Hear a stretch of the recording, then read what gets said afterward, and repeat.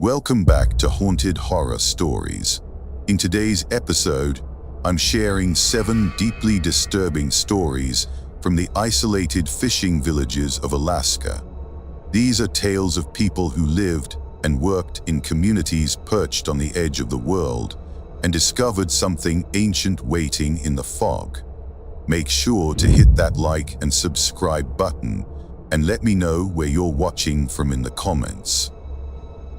Story 1. Kaltag sits about 90 miles from the nearest anything that matters. It's one of those villages where the Yukon River bends wide and lazy, and in winter, the whole world goes blue-white for months.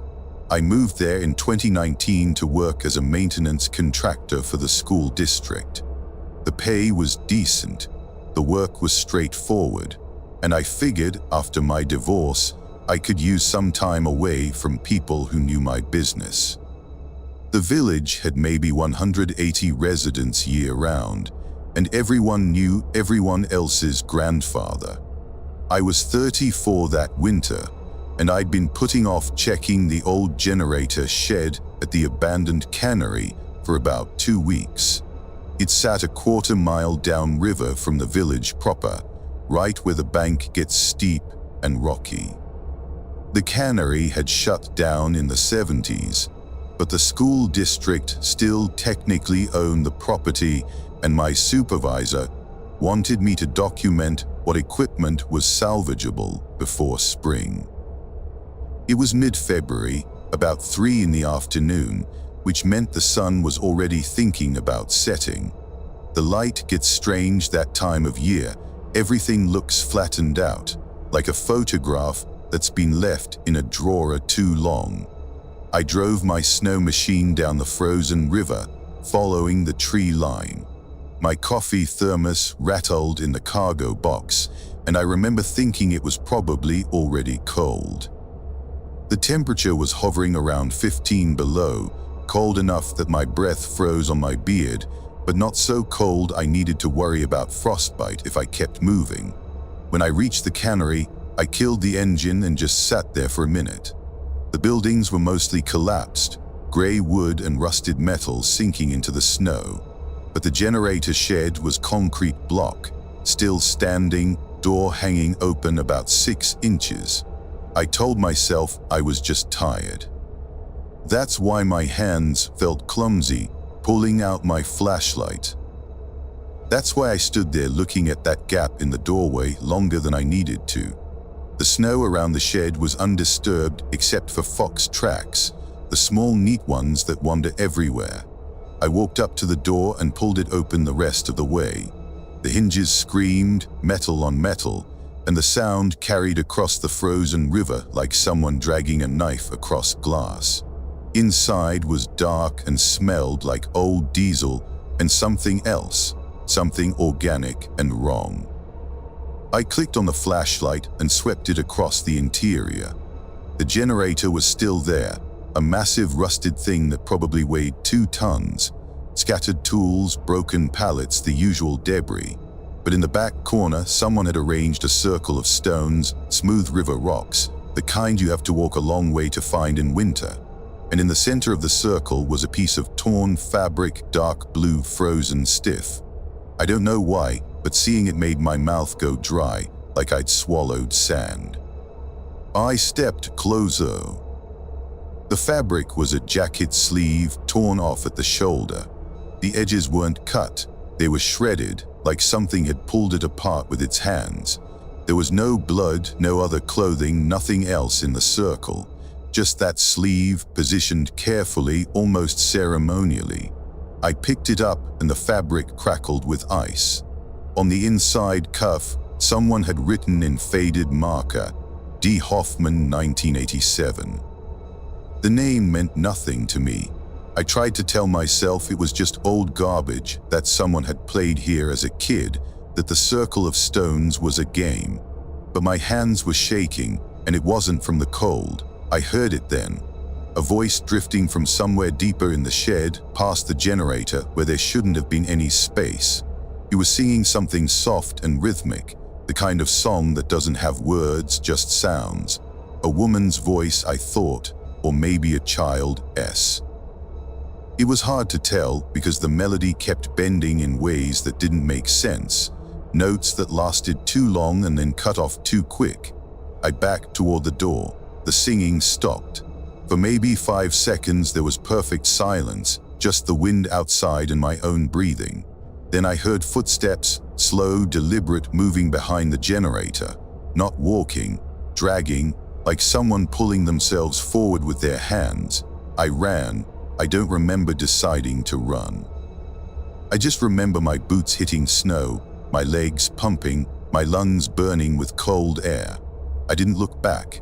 I got to my snow machine and my hands fumbled the key, dropped it in the snow, found it again. The engine roared to life and I accelerated so hard the back end fishtailed. I made it maybe 50 yards before I glanced over my shoulder. Standing in the doorway of the shed was a figure, tall and thin, wearing what looked like layers of torn fabric that moved in the wind like kelp underwater. Its face was pale, almost luminous in the failing light, and its arms hung too long, fingertips almost brushing the snow. I didn't stop until I reached the village. I told my supervisor the shed wasn't safe, structural damage, and I wouldn't be going back. He looked at me strangely but didn't push. That night I asked the woman who ran the village store about D. Hoffman. She got quiet, then told me a man named Dennis Hoffman had worked at the cannery in the 80s. He'd gone out to check the generator one evening and never came back. They found his snow machine running, but no body, just pieces of his clothing scattered across the ice. I left Coltag 3 weeks later. I broke my contract and paid the penalty. Before I left, I developed the photos I'd taken for documentation. In one shot of the shed's exterior, barely visible in the doorway's shadow, there's a pale shape, arms too long, head tilted at an angle that makes my stomach hurt to look at. I still have that photo. I don't know why I kept it. The story 2. My uncle Gregor owned a cabin outside Perryville, right on the edge of the peninsula where the mountains come down steep to the water. He died in 2021, and because I was the only family member who'd bothered to visit him more than once, he left the place to me. I'm Saskia Volkov, and at the time I was 29, working remote tech support from Anchorage, so in theory I could work from anywhere. The cabin seemed like a gift, a place to own, clear title, no mortgage. I drove down that march to see what I'd inherited. The drive takes about 7 hours on a good day, longer if you hit weather. I stopped in King Salmon for gas and groceries, grabbed a breakfast sandwich I didn't finish, and by the time I reached the turnoff to Gregor's property, it was late afternoon. The cabin sat about 3 miles off the main road, down a gravel track that was more potholes than gravel. When I finally saw it through the trees, I felt something settle in my chest. It was small but solid, log walls, green metal roof, a porch that wrapped around the front. Smoke damage on one side from an old chimney fire, but otherwise intact. I parked and got out. The silence was immediate and enormous. No traffic, no voices, no distant machinery. Just wind moving through spruce trees and the occasional raven. I unlocked the front door with the key the lawyer had sent me. Inside smelled like wood smoke and dust, and the particular mustiness of a place that hasn't been heated in months. The main room had a wood stove, a couch with plaid upholstery, shelves lined with paperbacks and old National Geographics. There was a kitchenette, a bedroom, a bathroom with a composting toilet.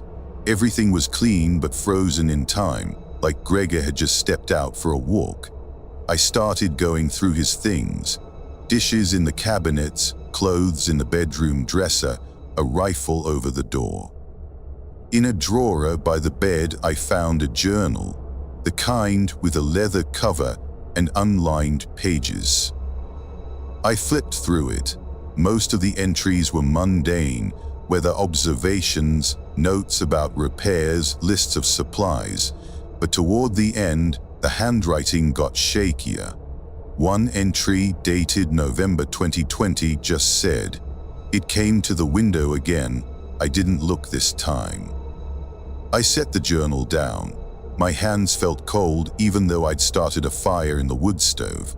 I told myself he'd been old, maybe confused, maybe seeing things, but the entry bothered me in a way I couldn't articulate.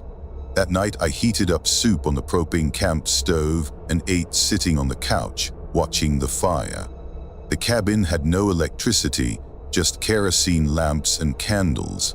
By 9, I was exhausted from driving. I brushed my teeth with bottled water, changed into thermals, and climbed into Gregor's bed. The mattress was softer than I expected. I blew out the bedside candle and lay there listening to the wood stove tick as it cooled. I woke up maybe 2 hours later. My heart was already pounding before I knew why. Then I heard it, a soft tapping sound, rhythmic and patient, coming from the window above the bed. Tap, tap, tap, like someone drumming their fingernails against the glass. I didn't move. I lay there staring at the ceiling, at the dim orange glow from the wood stove reflecting off the walls. The tapping continued, steady, deliberate. I tried to tell myself it was a branch, but there were no trees close enough to the cabin. I tried to tell myself it was ice, but the sound was too regular, too purposeful. Then it stopped. For maybe 30 seconds there was silence. I was just starting to breathe normally when I heard something else, a wet sliding sound, like something dragging itself across the glass. Then a voice, muffled and distorted. "Saskia, let me in." It was my uncle's voice, I'm certain of that. The accent, the slight rasp he'd had from decades of smoking. But Gregor was dead. I'd seen his obituary. I'd signed papers. I didn't answer. I didn't move. The voice came again, closer to the glass now, almost pressed against it. "Cold out here, Saskia, please." Every instinct told me not to look. I pulled the blankets over my head like a child and lay there shaking, feeling ridiculous and terrified in equal measure. The tapping resumed, faster now, more insistent. I heard that sliding sound again, something moving back and forth across the window. I don't know how long I stayed frozen. Eventually, maybe 20 minutes, maybe an hour, the sound stopped. I lay there until my legs cramped and my back ached. When the first gray light of dawn started filtering through the blankets, I finally sat up. The window was covered in frost, but pressed into the frost from the outside were handprints, dozens of them, overlapping, all sizes, some small as a child's and some bigger than any hand should be. They covered the entire window, fingers splayed, like something had been feeling for a way in. I grabbed my bag, my keys, and I left. I didn't pack. I didn't clean up. I just got in my car and drove. On the seat next to me, Gregor's journal lay open to a page I hadn't seen before. One line, written in shaking letters, "Don't answer when it uses your name. Don't let it know you're listening." I listed the cabin for sale 3 days later. It's still on the market. The realtor says people tour it, but nobody makes an offer. She says the place has a feeling she can't explain. I told her to drop the price. I don't care what it sells for, I just want it gone. But sometimes, late at night in my apartment, I hear tapping on my bedroom window. I live on the 4th floor. A story 3. Ejijik isn't much to look at. Maybe 100 people when everyone's in town, scattered houses along a gravel spit where the Ejijik River meets the bay. I went there in summer of 2023 to crew on a fishing boat during the salmon run. I'm Jonah Prescott, and I was 22, broke, and willing to work 18-hour days if it meant I could pay off my student loans faster. A guy I went to high school with, Marcus Tully, had a cousin who ran a gillnetter and needed extra hands. The season runs late June through July, And if you can handle the exhaustion and the smell, you can make decent money. I flew into King Salmon and caught a ride to Ejijik in a truck that had more rust than paint. Marcus met me at the village store. He was taller than I remembered, lean and sunburned, with the kind of hands that were always scraped or bandaged. He drove me to the harbor, such as it was, a collection of boats tied to a makeshift dock, nets drying on wooden racks, the constant shriek of gulls. His cousin's boat was called the Keter Dawn, a 32-footer that looked older than both of us combined. We slept in a rental house Marcus shared with two other guys from the crew, a place with plywood floors and windows covered in plastic sheeting. The work was brutal, setting nets at dawn, pulling them, picking fish, setting them again. Your hands go numb. Your back turns into one continuous knot of pain. But the fish kept coming, and the money kept adding up, so you didn't complain. About 2 weeks into the season, one of the other crew guys, Brian Chi, told me about the processing plant on the north edge of the village. It had been abandoned for years, he said, ever since a fire gutted the main building.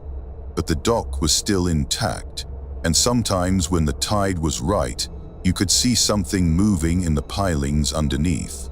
He grinned when he said it, like he was testing to see if I'd believe him. I didn't think much about it until a few nights later, when I couldn't sleep.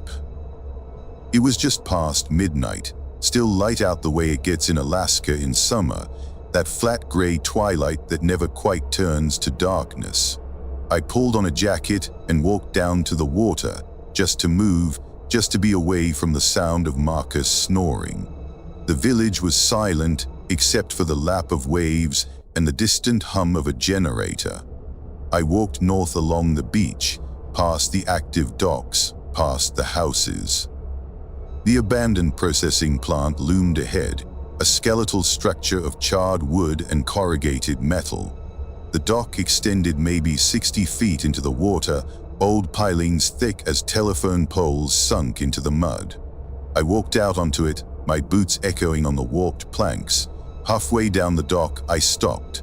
There was a smell, not fish, not salt, but something rotten and sweet like meat left too long in the sun.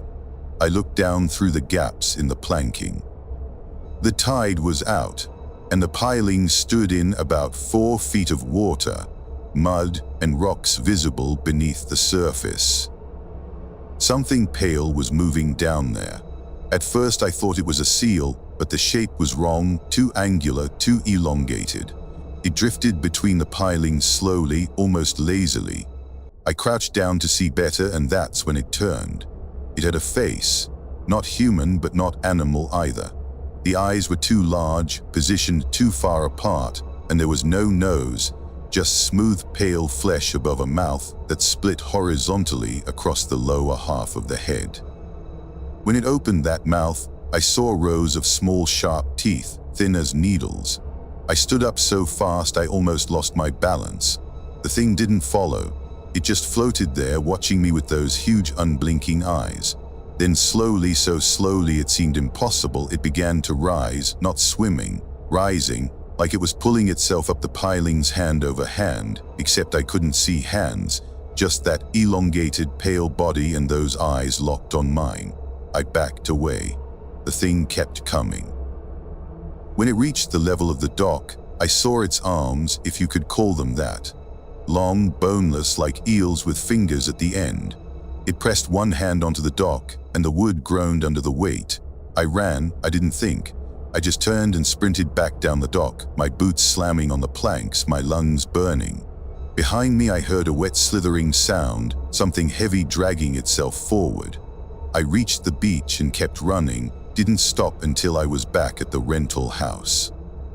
I stood outside gasping, bent over with my hands on my knees.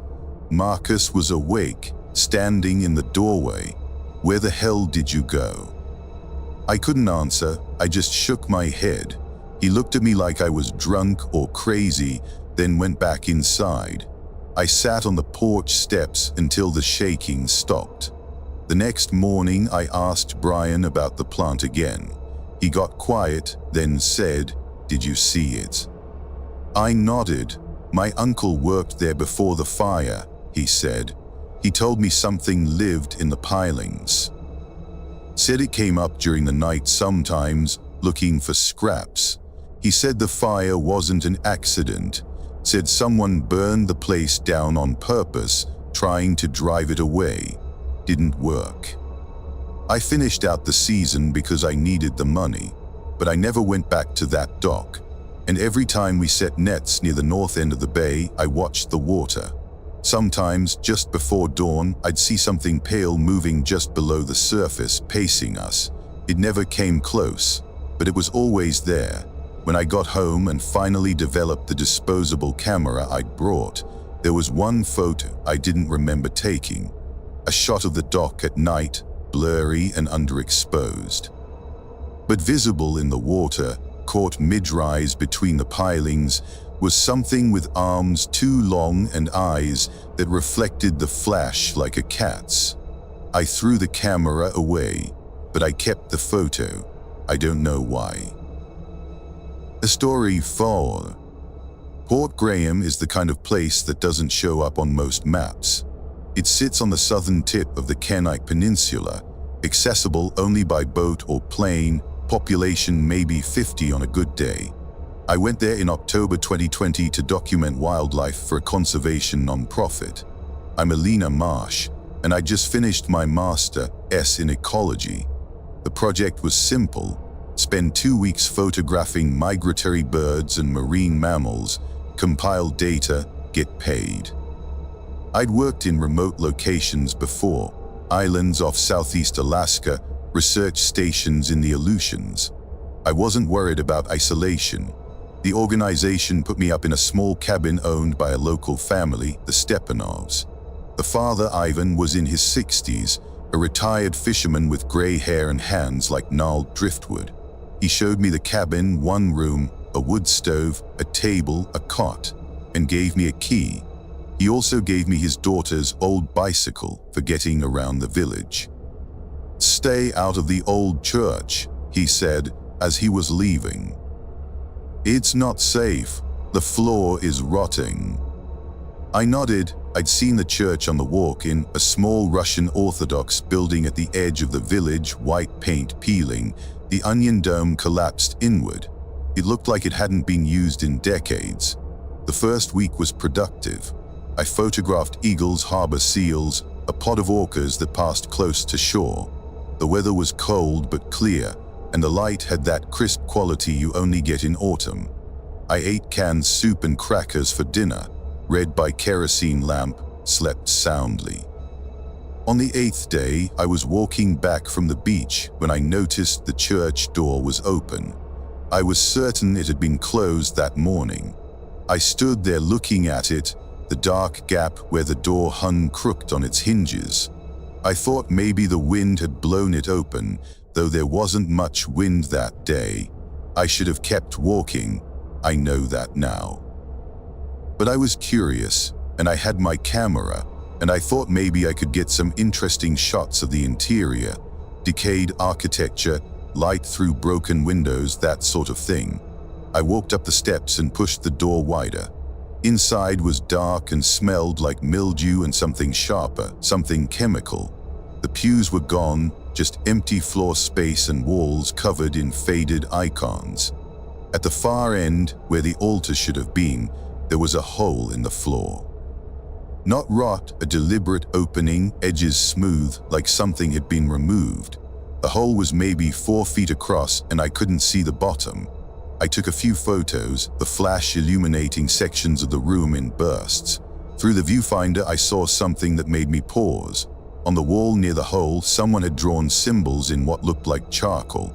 They weren't letters, just abstract shapes, circles and lines and spirals. They looked old. I walked closer to the hole and crouched at the edge. The darkness below was absolute. I clicked on my flashlight and pointed it down. The beam disappeared into black without hitting anything. I picked up a piece of broken wood and dropped it in. I counted 1, 2, 3, 4, 5 before I heard it hit something soft and wet. Then I heard breathing, not my breathing, breathing from the hole. Slow, rhythmic, like something large asleep. I backed away, my flashlight shaking in my hand. The breathing continued. And then from somewhere deep in that darkness, I heard a voice. It was whispering, too low to make out words, but the tone was clear, pleading, desperate. I turned and walked quickly toward the door. Behind me, the whispering grew louder, more insistent. I heard footsteps, slow, dragging, coming up from the hole. I didn't run. Some part of me knew that running would make it worse. I walked steadily to the door, out into the gray daylight, and pulled the door shut behind me. When I turned around, Ivan was standing at the base of the steps. He looked at me with an expression I couldn't read, anger, maybe, or fear. "I told you not to go in there," he said quietly. "What is it?" I asked. "What's down there?" He shook his head. "Something old, older than the church. The village was built over it, and the church was supposed to keep it contained. But the church is dying, and the thing below is waking up." I left Port Graham 2 days later, cutting my project short. I told the non-profit I'd gotten sick. They accepted it without question. Before I left, I checked the photos I'd taken inside the church. In one shot, barely visible at the edge of the hole, there's something pale rising through the darkness. A shoulder streaked with grime, an arm reaching for the floor. The hand has too many fingers. I deleted the photo. Then I recovered it from my trash folder. Then I deleted it again. It's still on my hard drive somewhere. I can't bring myself to look for it. The story 5. Karluk sits on the west side of Kodiak Island, a village of maybe 30 people, most of them Alaska native, most of them related. I went there in January 2022 to install satellite internet equipment. I'm Ramon Silva, and I work for a telecom company that specializes in remote installations. The job was supposed to take 3 days: fly in, set up the dish and modem, test the connection, fly out. Simple. The weather was bad when I landed. Snow falling sideways, wind gusting to 40 knots, visibility near zero. The bush pilot who dropped me off said he'd be back in 3 days if the weather cleared. If not, I'd be there longer. I told him I'd be fine. I'd done worse. The village coordinator, a woman named Joyce Kalenick, met me at the airstrip on a 4-wheeler. She was maybe 50, with a round face and a parka that looked like it had survived multiple decades. She drove me to the community center where the equipment would be installed, showed me the setup, gave me keys. Her office was in the same building, and she said if I needed anything to knock. I got to work. The installation went smoothly, mounted the dish on the roof, ran the cables, configured the modem. By evening, I had a stable connection. I was ahead of schedule. Joyce offered to let me stay in the back room of the community center rather than the unheated cabin they'd originally planned to put me in. I accepted gratefully. That night I ate reheated stew Joyce brought me and watched a movie on my laptop. Around 11, I shut everything down and lay on the cot they'd set up. The room was small, windowless, just a door to the main hall. I could hear wind buffeting the building and the occasional creak of settling wood. I woke up because someone was singing. It was coming from the main hall, a woman's voice, high and clear, singing something in a language I didn't recognize. I thought maybe Joyce had come back and was working late. I checked my phone too, 4:47 a.m. Unlikely.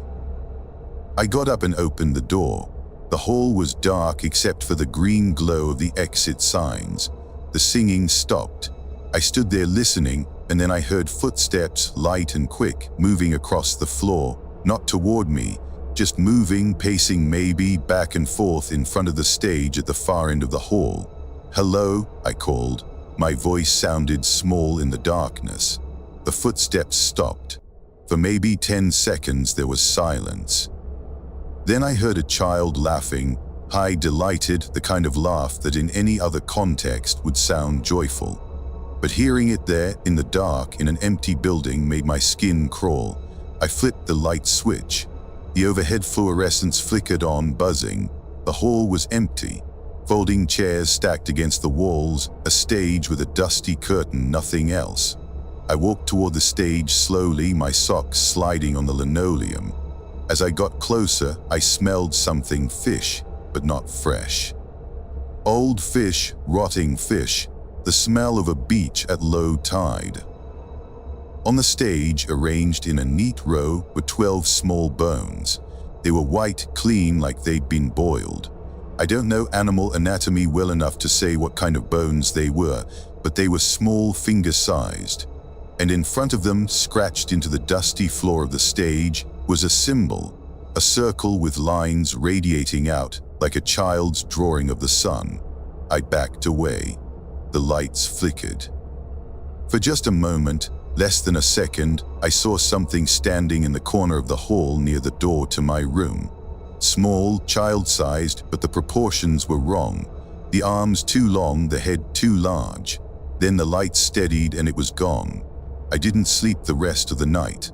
I sat on the cot with the door locked and the light on, listening to the wind. At dawn, Joyce arrived and found me pale and exhausted. I told her what happened. She didn't look surprised. "It's a kushtaka," she said quietly. "A land otter man. They take the shape of children sometimes. They lure people away or drive them mad. The old church used to keep them out, but it burned down years ago. Now they come into the village sometimes." I left on the first flight out, weather be damned. The pilot was surprised I wanted to go in marginal conditions, but I insisted. As we lifted off, I looked down at Karluk. Near the community center, standing in the snow, was a small figure. It was waving. When I got home and went through my work photos, there was one I didn't take. A shot of the main hall at night, the stage visible in the background. And standing on the stage, clear as day, was a child. Except the face was wrong, eyes too far apart, mouth too wide. And in its hands it held a string of bones. I quit that job 2 weeks later. A story 6. Dillingham is bigger than most Alaskan villages, about 2,500 people, with actual roads and a grocery store and a hospital. But it still feels remote, perched on the shore of Nushagak Bay, surrounded by tundra and rivers that run to the Bering Sea. I moved there in 2018 to teach high school English. I'm Caitlin Murdoch, and I was 27, fresh out of grad school, idealistic about making a difference in a rural community. The school provided housing, a small duplex I shared with another teacher, a biology instructor named Yuki Tanaka. She was quiet, originally from Fairbanks, and kept to herself. We got along well enough, shared meals occasionally, but mostly lived our separate lives. About 2 months into the school year, Yuki started acting strange. She'd leave the duplex late at night. I'd hear the door close, her footsteps on the gravel, and not come back until just before dawn. I asked her once if everything was okay. She smiled and said she liked walking at night, that it helped her think. I didn't press. Then one night in November, I woke up to the sound of the front door opening. I checked my phone, 3:15 a.m. I got up and looked out my bedroom window. Yuki was walking down the road, away from the duplex, wearing just jeans and a t-shirt, no jacket. It was below freezing. I pulled on my coat and boots and followed her. I'm not sure why.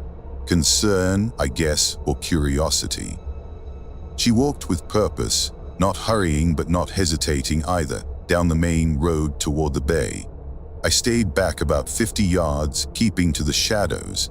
She turned off the road onto a trail that led to the old boat launch, a place that hadn't been used since they built the new marina. The trail was overgrown, barely visible in the darkness. I followed, my breath visible in clouds. Ahead, Yuki stopped at the edge of the water. She was standing perfectly still, staring out at the bay. The water was black and calm, reflecting the faint glow of lights from the village.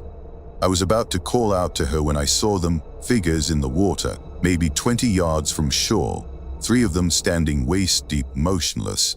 I couldn't make out details, just their silhouettes against the dark water. Yuki started walking into the bay. She didn't hesitate, didn't react to the cold. The water reached her knees, then her waist. I shouted her name. She didn't turn. She kept walking deeper, the water rising to her chest. I ran. I splashed into the water and grabbed her arm. She turned to look at me and her expression was blank, not confused, not angry, just empty. I pulled her back toward shore. She didn't resist, but she didn't help either. She was dead weight and the cold was already making my legs numb. I got her onto the beach and wrapped my coat around her. She was shivering violently now, teeth chattering, but her eyes were still unfocused. I looked back at the water. The figures were gone. I dragged Yuki back to the duplex and got her into a hot shower. She sat under the water for 20 minutes before she seemed to come back to herself. When I asked her what happened, she said she didn't remember leaving the house. She didn't remember walking to the bay. The last thing she remembered was going to bed. It happened 2 more times over the next week. Each time I caught her before she reached the water. On the 3rd time, I saw the figures again, closer this time, standing at the edge of the shallows. Their faces were pale and smooth, featureless except for dark hollow pits where their eyes should be. I convinced Yuki to see a doctor. They found nothing wrong. I talked to some of the elders in the village. One of them, an old man named Peter Nukluk, listened to my story and nodded slowly. "The Kalupalik," he said. "They come for people sometimes, people who are lonely or lost. They call you to the water and take you down. Not everyone who goes in comes back out." I didn't know what to do. I couldn't watch Yuki every night. I started locking the doors, hiding her shoes, anything to slow her down. It worked for a while. But one morning in late November, I woke up and her room was empty. The window was open, screen cut clean through. They found her a week later, washed up on a beach 10 miles north. The autopsy said drowning, but the marks on her ankles, deep indentations, like something had gripped her with impossible strength, were never explained. I left Dillingham at the end of the school year. Before I went back to that boat launch one last time. In the sand at the water's edge, I found Yuki's necklace, a small silver pendant her grandmother had given her. She never took it off. Next to it, pressed deep into the wet sand, was a handprint. The fingers were too long, the palm too narrow. It pointed toward the water. I threw the necklace as far as I could into the bay. Then I left, and I never went back. A story 7. Akatan is one of those villages that feels like it's hanging on by a thread.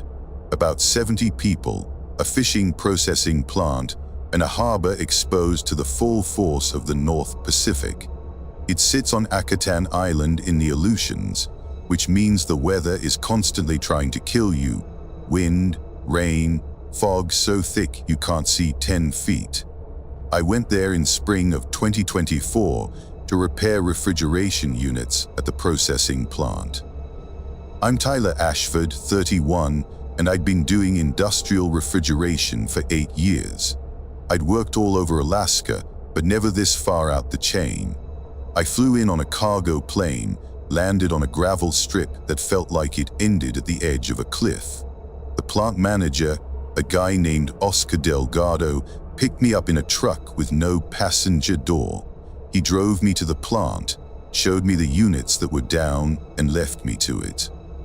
The work was straightforward: compressor failure, leaking seals, standard stuff.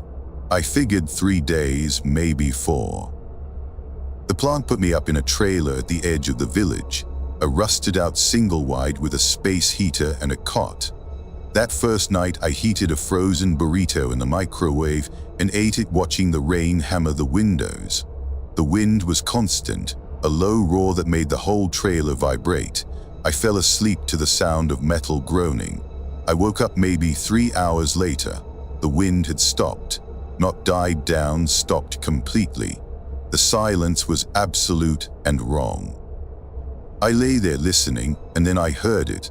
A scraping sound, slow and rhythmic, like something being dragged across gravel. It was coming from outside, circling the trailer. I got up and looked out the window. The moon was full, cutting through gaps in the clouds, and I could see the gravel lot around the trailer. Nothing was there, but the scraping continued, moving from the front of the trailer to the side, steady and patient. I grabbed my flashlight and opened the door. The cold hit me immediately, but the air was still, no wind, no sound except that scraping. I stepped outside and pointed the flashlight toward the sound. The beam caught something at the edge of the lot just before the grass took over. A shape low to the ground moving. It was dragging something, I couldn't see what. I took a step closer and the shape stopped. For maybe 5 seconds there was perfect stillness. Then it rose, not standing, unfolding. It went from maybe 3 feet tall to over 6, limbs extending in ways that didn't make sense, joints bending backward. When it turned toward me, I saw its face. It didn't have eyes, just smooth, pale skin stretched over a skull-like structure. But it had a mouth, and the mouth was open, revealing rows of teeth too small and too numerous, like a lamprey S. I backed toward the trailer. The thing took a step forward, and I saw what it had been dragging, a pile of fish heads, strung together on wire, trailing behind it like a grotesque tail. The smell hit me then, the reek of rot and salt and something chemical. I stumbled back inside the trailer and slammed the door. I heard the scraping again, closer now, moving along the side of the trailer. Then a hand, if you could call it that, pressed against the window. The fingers were too long, tipped with nails that curved like claws. It dragged those nails down the glass slowly, deliberately, the screech cutting through the silence. I sat on the cot with my back against the far wall, flashlight in one hand, my pocket knife in the other. The scraping continued for hours, circling the trailer, pausing at each window. Sometimes I heard breathing, wet and labored. Sometimes I heard what sounded like words, but the language was wrong, too many consonants, sounds that didn't fit together. At dawn, the sounds stopped. I waited another hour before I opened the door. The gravel lot was empty. But at the base of the trailer, arranged in a careful line, were 23 fish heads. And pressed into the gravel in front of the door was a single footprint, long, narrow, with 7 toes. I finished the job that day, working straight through without breaks. Oscar asked why I was in such a hurry. I told him I had another job lined up, which was a lie. I left on the evening flight, didn't even wait for my full payment to process. He mailed me a check later. Before I left, I asked one of the workers at the plant if anything strange ever happened in the village. He laughed and said, "You mean besides the weather and the isolation?" But then his expression changed and he said quietly, "Don't go out at night. And if you hear something circling your place, don't look outside. It gets bored and leaves eventually." When I got home and unpacked my bag, I found something I hadn't put there, a piece of wire with a single fish head attached. The head was fresh, like it had been cut that morning. I threw it away immediately. But that night, lying in bed in my apartment in Anchorage, I heard it, faint and distant, but unmistakable. The sound of something scraping across gravel. It hasn't stopped. Thanks for watching. If you enjoyed these stories, hit that like button and subscribe for more. Let me know in the comments which story unsettled you most, and share this with your friends who love a good scare. Until next time, stay safe out there.